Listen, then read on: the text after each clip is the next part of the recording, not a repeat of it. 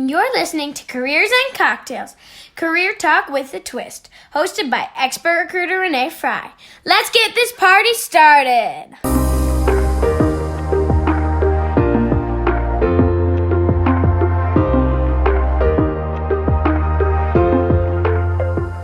Hey party people, welcome back to Careers and Cocktails. Today I'm thrilled to have the real estate extraordinaire Jay Fletch on. Thank you so much for joining me today. Yes, it's an honor. Oh, and today we were just chatting. So today we're going non-alcoholic and we're drinking Jay's favorite coffee drink, which is a chai tea latte with almond milk. Yes. And so tell me, we were talking about why you don't drink when you're in town or networking, and that's such a big part of your business. Tell us more about that. Why you choose not to imbibe at times. Yeah, and here's the reason being is at the end of the day, I feel that Ben Franklin said it best: loose lips sink ships. And so the reality of it is this: I tend to, when I drink, I tend to say more than I should. Don't we all? And when you're in a business of everything really is confidential, like I'm working with several of your friends, I will answer your questions on some of the things that are non-confidential, but you will never get out of me what they plan on doing. You'll never get out any financial. So my clients will tend to give me information that's confidential. It's harder for me to keep that in when I drink. Sure. So I will not be drinking. I will not drink in a business setting. I will not drink in a networking setting when it's business related. Sure. Just because of that reason and what could come from it. Yeah. No, super smart. So tell us about yourself, Jay. Who are you? Hardworking, dedicated. Hardworking, dedicated. I've got a little girl. Spend a lot of time with her as much as I can anyways. Love real estate. Fell in love with that business. Fell in love with sales. Constant learner. Former military. Yeah. I love it. Pretty laid back for the most part. I love it. So tell me about why are we drinking a chai tea latte? Why is that one of your favorite coffee drinks? You tried it, right? Yeah, it's delicious. It's like soothing. It's spicy, soothing, and it like makes you feel, it's like a comfort drink actually. You hit it right on the head. It's a comfort drink. So for me, it's about, I think, the next level of, you have people talking about managing their weight and managing their health and managing. I think the one thing too is we have to manage our stress and we have to manage our energy. Mm-hmm. And for me, it's a comfort drink. It calms me and it allows me to think more clearly. So I like chai tea. I've never really gotten to tea. Tea to me just never really stuck, but the chai tea does. I like it hot. I like it to be more comforting. Some places do it better than others, but yeah, it's a comfort drink. It lowers my stress, calms me down. I love it. Well, and for all of you drinkers out there, I think you could throw a couple shots of rum chata in first thing in the morning. It'd be delightful. Yeah. So what can we celebrate for you this week? What can we celebrate this week? Probably the biggest thing is we're having a phenomenal year. Cheers to that. When do you not have a phenomenal year? Well, I mean, the goal is always to do +1. But yeah, we're up 45% this year. Wow, that's incredible. Given the market, given COVID, given what we had to deal with, I can tell you this: it's been a focus on getting back to the basics, mm-hmm. and a focus on getting back into the relationship. And so when a lot of other people took the quarantine, took COVID as a opportunity to be lazy, an opportunity to maybe clean out their closets, an opportunity to come up with all these great ideas what they're going to do, mm-hmm. and then not do any of them. We took it as an opportunity to improve our skill set. We took it as an opportunity to dive into our database. We took it as an opportunity to really reach out to our database and see if there's anything we can do to help them, and then just kind of see how they're doing with this and how they're adjusting to it and how they're coping with it, which has allowed us to really kind of show people we really do care. Right. It wasn't a real estate call. It wasn't a sales call. It was a, hey, how are you doing? How are you feeling? Is there anything I can do to help? And ultimately, the more someone knows you care about them, the byproduct of that is you're going to be up. You're going to have big years. Right, right. Well, that's such a trusting thing too, when you're just calling to reach out to people to see how they're doing. I think that's commendable. So we're going on a party bus. You can bring anyone with, Jay. We don't know if we're going to be drinking drinks or not. Okay. We might just be full of chai tea. Who is coming on our bus? They have to be alive. They have to be alive? Well, that changes it. You were just about to say somebody too. Just about to give you a name. I would probably go with some of your elite minds where even a simple conversation leads to multiple gold nuggets where you could take any one of them and ultimately change the course of your life. So I'd probably say maybe Bezos, Buffett. I'd be there. Some of those minds where if you sit down with that person, that even in a normal conversation talking about anything and everything, that you might take away a game changer. I love it. Great options. So pretend I'm a kindergartner. I just shrunk to a quarter of my size. Okay. Explain to me what you do for a living. I'm a salesman. Okay. What do you sell? Homes. Love it. American dream. What did you want to be when you grew up? Sports agent. Awesome. I want to be Jerry Maguire. Awesome. That's what I wanted to be. I love that movie. Okay. There's millions of real estate agents in the United States. You've been doing it for over 2 decades. You sell hundreds of homes a year. How do you do it, and how did you get where you are today? So how did I do it?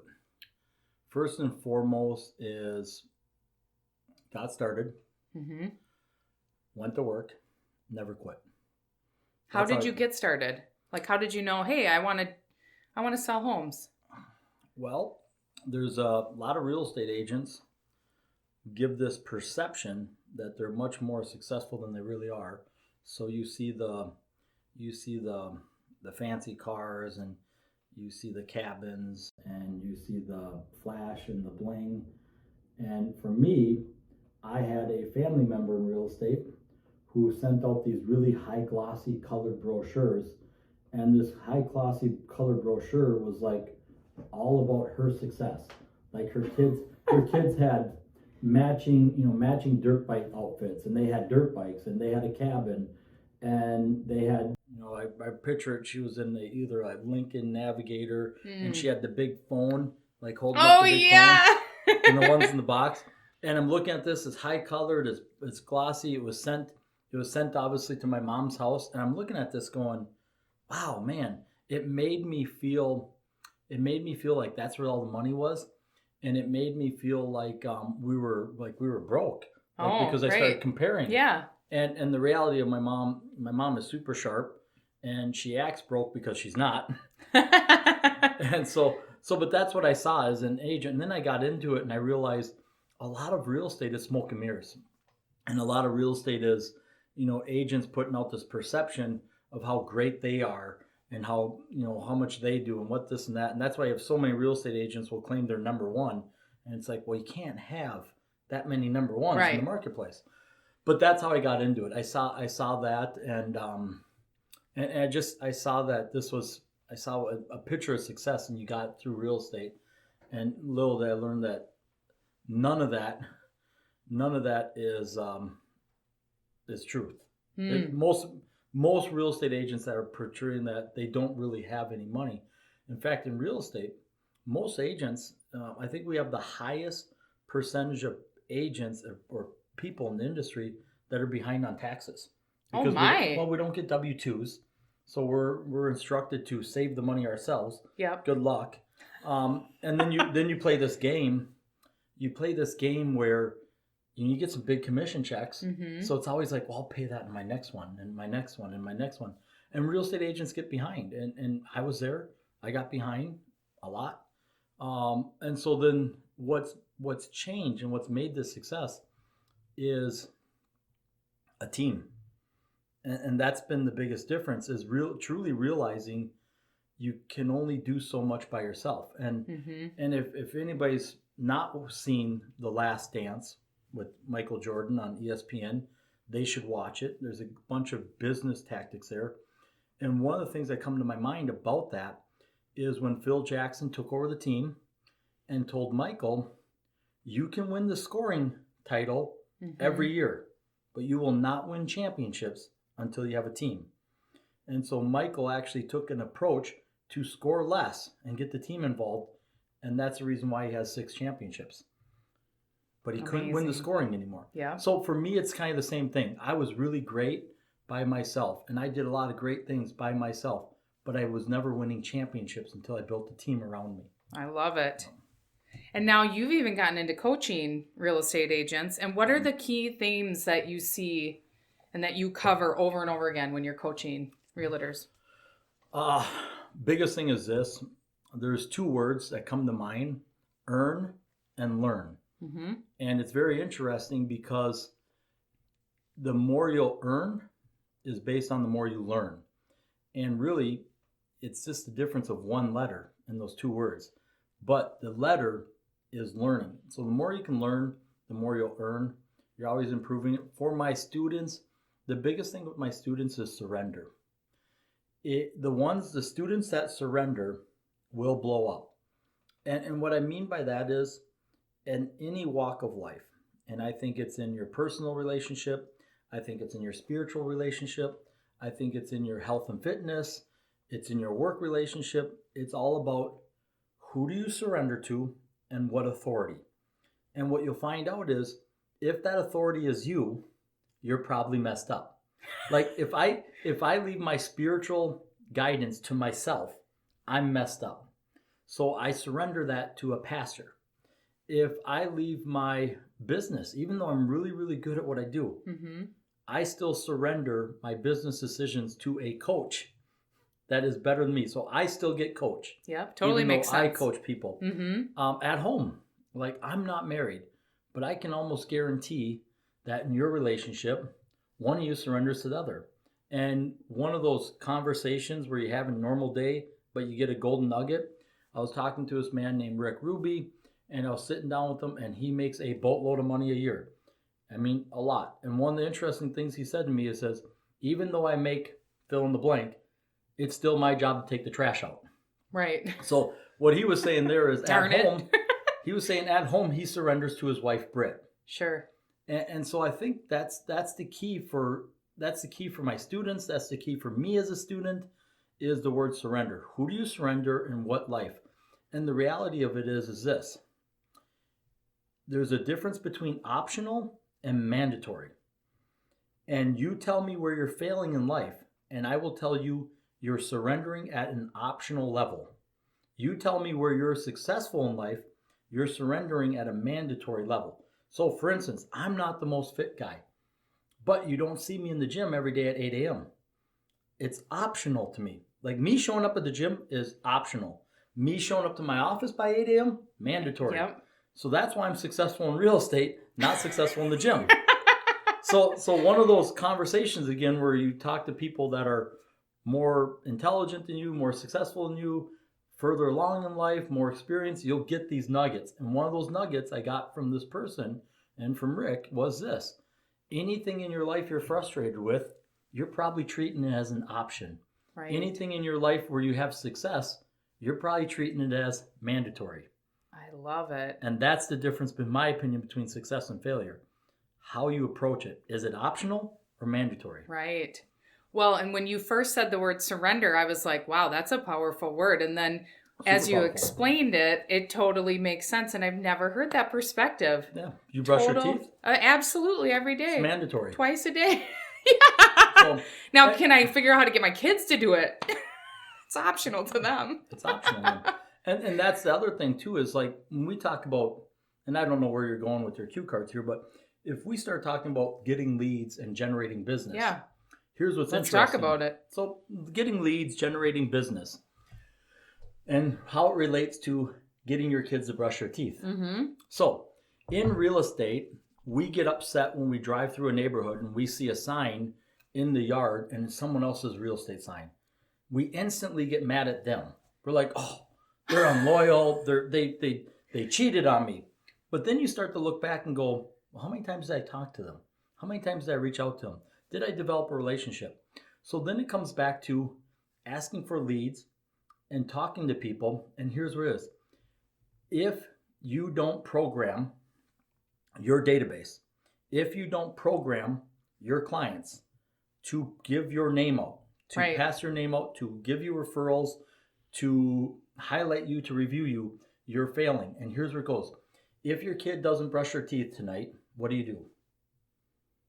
Tell them they got to do it tomorrow. Well, you tell them to go brush their teeth. Yeah. How many times will you remind them? Like 4, and then I'm done. But you constantly remind them, right? Right. So here's what's interesting. You will constantly remind your kids to brush their teeth until someday they've actually learned to brush their teeth. Right. Over and over and over and over again.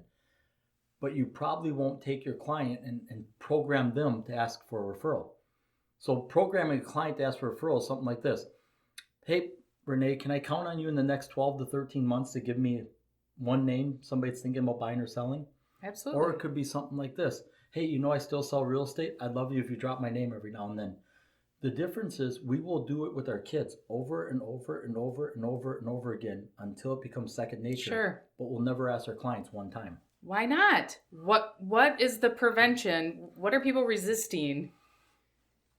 Is it just they're not educated on how to continuously generate leads and program their clients on referrals, or is there something internal that they need to work on first? I think we're afraid. I think it all comes down to fear.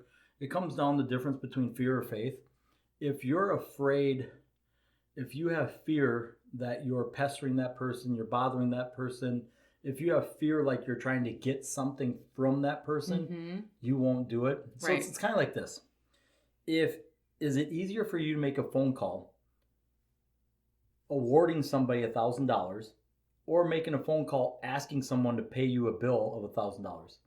Giving them 1,000. Much easier, right? Yeah. So here's the difference. When you call and ask for a referral, when you call and ask for a name, instantly your mind goes to you're asking for something from them. So it's like you're asking for them to pay you back the money you borrowed them. Right. When instead, what you're giving that person is you're giving that person, hey, I'm going to take really good care of your friend. Right. Don't you care for your friend? Don't you want your friend to be really well taken care of? So I'm giving your friend something of value. It's a lot easier to make that phone call. Well, it's all mindset. Yeah. Which Most things are. Right. We've talked about that a lot on this show. Yeah.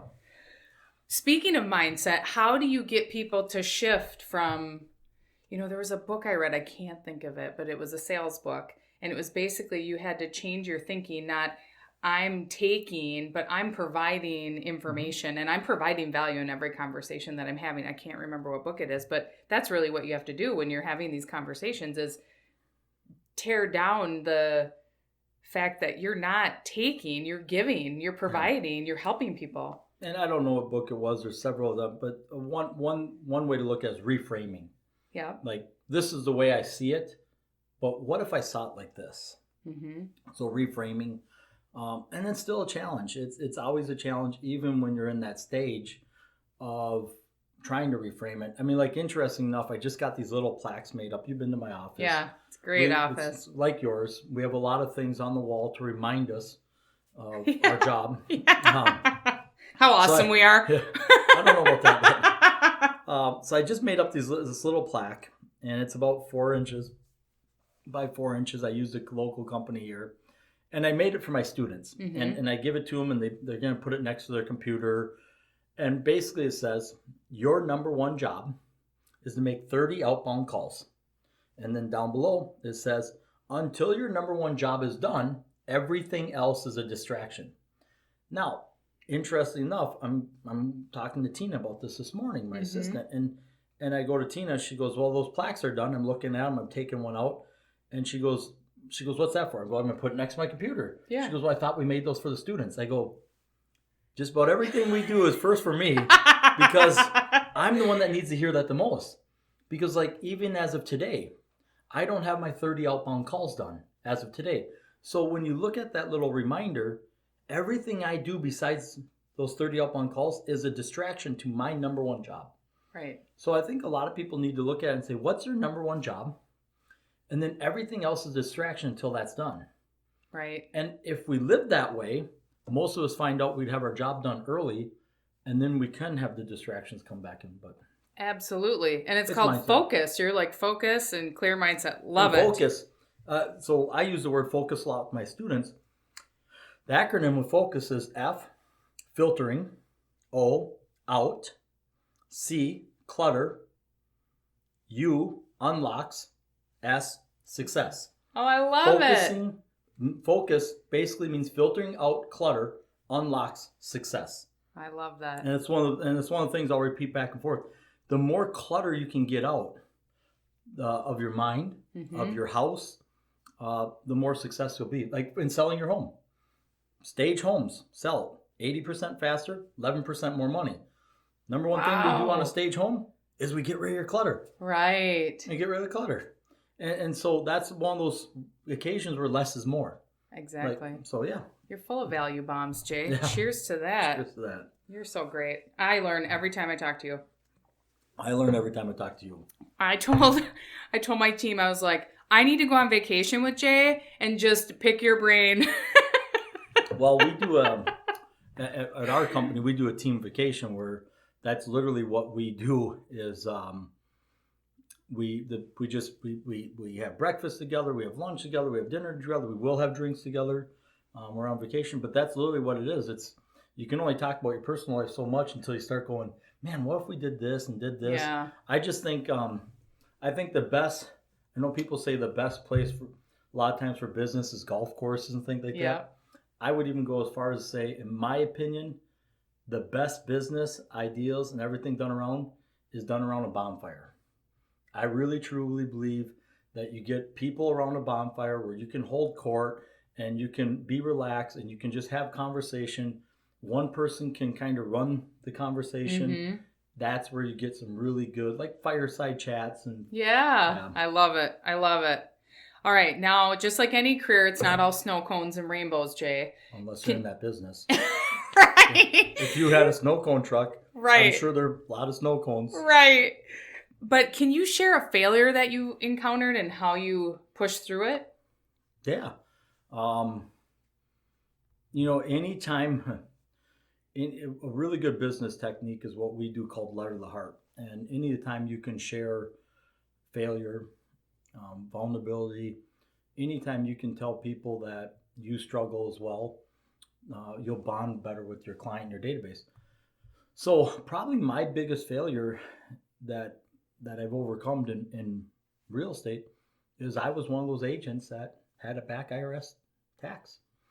I went 11 years without paying my taxes. Oh my goodness. Yep. At one point, I had $487,000 in IRS tax. Ouch. Now, I can say today, and it's a lot easier to share the story when the success is followed. Right. But so I don't have to worry about it, and it's paid off in full. But I remember having a conversation with my mom about it. She's the first person I told about it. And was it like your deep dark secret? Yeah, that had to be like, ugh. It sucked. I mean, that's the best way I can describe it. You immobilize yourself. I mean, I remember going to an appointment to put a house on the market, and I remember stopping at the gas station on the way to the appointment because it was on E, and I didn't think I was going to make it there. And I'm grabbing the change out of the change cup, and the gas station's still there. So every time I drive by it, I get that feeling again. But I remember bringing the change in there. I think maybe it was like $1.87. So I put enough gas in there to get to the appointment. And the whole time I'm doing the appointment, getting their house on the market, you got that in the back of your mind where it's like, man, you're a failure. You didn't even have enough money to put gas in there. Why do these people want to hire you? So you're trying to, you're fighting that demon with yourself. And that's a big snowball coming down the hill. You're fighting that demon with yourself, saying, you're trying to have these people hire you and see you as a success. When in the back of your mind, you just scraped together $1.87 to get here. And of course, driving at that time, I was driving a black Lincoln Navigator, but I had no money to put gas in it. And I kept remember thinking, this is out in the country, so like every house is a mile away. I remember thinking, okay, I hope I got enough gas when I leave here so I can get down 1 mile and around the corner before I run out. So if they do leave for the night, they don't see me on the side of the road. Oh my gosh. So all of that was the same time, you know, I had that. I had the IRS debt. And that was, you know, that's probably my biggest, you know, failure that I remember in real estate. I mean, yeah, I've lost listings before. I've had clients blow up on me. That one's a little bit different because I put myself in that spot. And ultimately, the biggest lesson I learned from that is this. If you're in a hole, regardless what that hole is, in my case, it was debt. If you're in a hole, you got to stop digging. Right. You'll never get out of a hole by digging. You can't spend your way out of debt. So if you're in a hole, you got to eventually throw the shovel out and start filling the hole in. And that was a 7-year, you know, the day I decided to stop digging, it was 7 years to get out. And wow. And it was 7 years to get out. I had to, you know, incorporate and enlist some help. My mom was the first person I told, and her response was, move to Canada. No, I'm not kidding. That was her response, and she was serious. Oh my gosh. And I'm sitting here going, Mom, I've got a little girl that's going to be born in a few months. I can't really move to Canada. Right. It's not really an option. But she basically said, and I love my mom. I love my mom dearly, but sometimes the people that are closest to you are not the ones that you need advice from. Sure. I love my mom dearly. She's super, super, super sharp. She's a great mother, but telling me to move to Canada and being serious wasn't an option. Right. So that was probably my biggest failure, my biggest challenge. I can tell you today, one of the reasons why, you know, I get up every morning, one of the reasons why I work as the hours I do is because I've told myself I'll never go back there, and I never will. Period. I love it. Well, congrats and bravo for. Yeah, that was And thanks for sharing. That's really. That's my biggest failure. Yeah.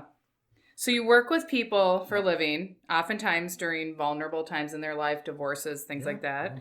Can be rewarding and challenging. Do you have any favorite or any unforgettable stories that come to mind of people, their situations that you've helped? Yeah, you know, we've got a lot of situations where we help people. Ultimately, you know, not to get into too many details, the most rewarding and enjoying part is where you get somebody in a dream home that never thought they were going to buy a home ever. Oh, awesome! You know, that's still super rewarding, because in the reality of those people that never thought they could buy a home or been lifetime renters, usually they're not buying a home that's going to get you the largest commission check in the world. Usually it's a super small check, and when you start to figure out the hours, you probably lose money on it. But those are the ones that they might not fill up your bank account, but they fill up your heart. Those ones are rewarding. And, you know, there are a lot of times where, for me, one of the biggest reasons people hire me is my negotiating skill set. Because most realtors never really even trained in negotiations. They never went to school for it. They don't do the number of sales I do, so they don't get the experience as fast. So one of the things that's rewarding for me is negotiating the best possible scenarios for my client. And that's kind of the game within the game. Yep. You know, that's kind of going back to that episode, The Last Dance. You know, Michael Jordan always found a way to make a game within the game. Like, his job obviously was ultimately to win that basketball game, but he always had another game within the game that gave him a chip on the shoulder, that took him to the next level. That's really kind of my game within the game when it comes to real estate. Yes, I want you to sell your home, but I want to do it in a way where it has a long-term beneficial impact on you, more than just selling your home. Sure. Because really, anybody could sell a home if you drop the price. Right. So I want to do it in a way where we can get you to maximize your money, or maximize what's important to you. Maybe it's time, but yeah. I love it.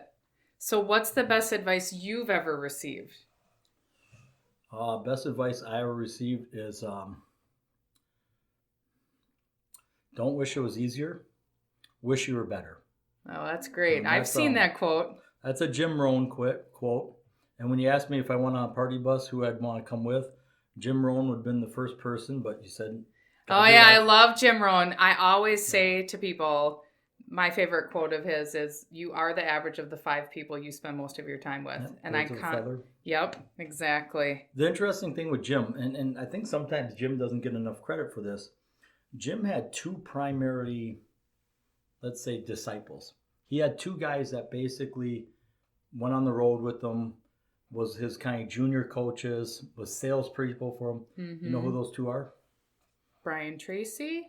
Darren Hardy? Oh, yeah, Darren Hardy. Wait, don't say the next one. I know the other one.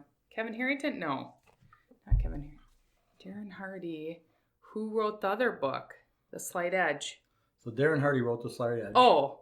And wrote The Compound Effect. Yeah. So he wrote both those. The other person...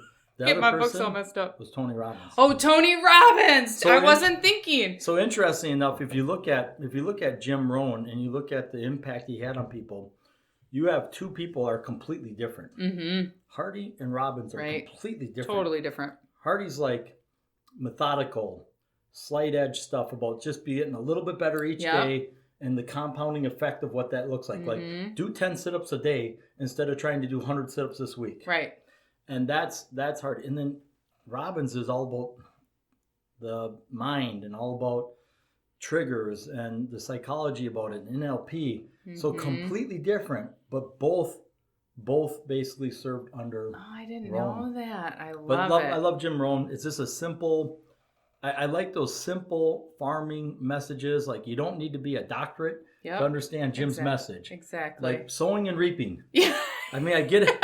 He gets it from the Bible, but he's able to take it in a way going, yeah, well, if you're going to go out there and you're going to look for business, business is like sowing and reaping. It's like some of your seed falls on fertile ground. Some fall on rocky ground. Some gets too much rain. Some don't get enough rain. Some you finally get a sprout and you're all excited and the weeds choke it out. And he's just... He's exactly. just it's so simple. Yes. It's so simple and it's so powerful.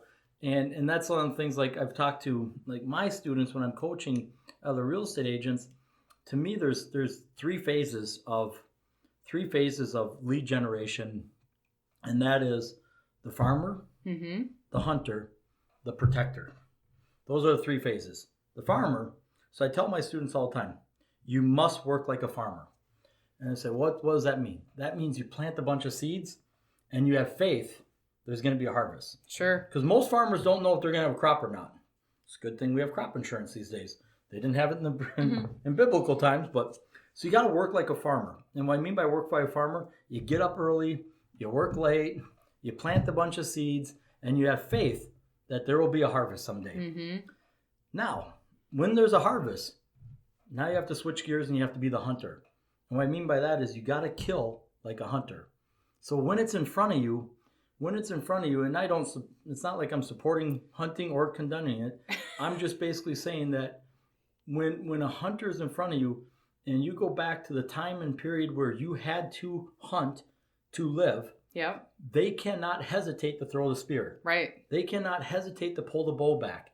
They had to kill like a hunter. Otherwise, they might not have another game come in again, and it might starve a family. Right. It might starve a village. So that's where I'm like, work like a farmer, kill like a hunter. Mm-hmm. The last one's the protector. And it says, protect like a protector, guide and whatnot. And so my thing there is I envision a shield and a sword when I envision a protector. I envision like a Spartan, a Roman. And what I mean by that is you protect what you've hunted, what you've harvested, what you built. You protect the people around you. You protect your assets. You protect your clients. You take care of them. You do what they need. You service them. But that's, to me, is anything in business comes down to those 3 things. You're either a farmer, a hunter, or a protector. And at any point in time, the same lead, the same client can be in all 3 of those stages. Right. So that's my talk. Excellent. More value bombs from Jay Fletch. Where can we find you, Jay? I'm here. Right now. Well... So I'm invisible? Stinker. Where can people find you if they want to work with you or want... Oh, just my website. I guess my website's probably the best thing. Just jayfletch.com, JAYFLETCH.com. Fletch, like the movie Chevy Chase. Yeah. Yep, jayfletch.com. Perfect. Well, thank you so much for sharing all of this valuable information. For all of you listeners who are frustrated in your jobs or need some coaching, go to careersandcocktails.com to learn about my resume writing, e-learning courses, and career coaching. Until next time, we'll see you then. Cheers. Thank you so much for tuning in. We are thrilled to have made a worldwide impact with listeners in 9 different countries. If you've enjoyed this conversation, please be sure to subscribe to Careers and Cocktails on YouTube and drop us a review on your favorite podcast app.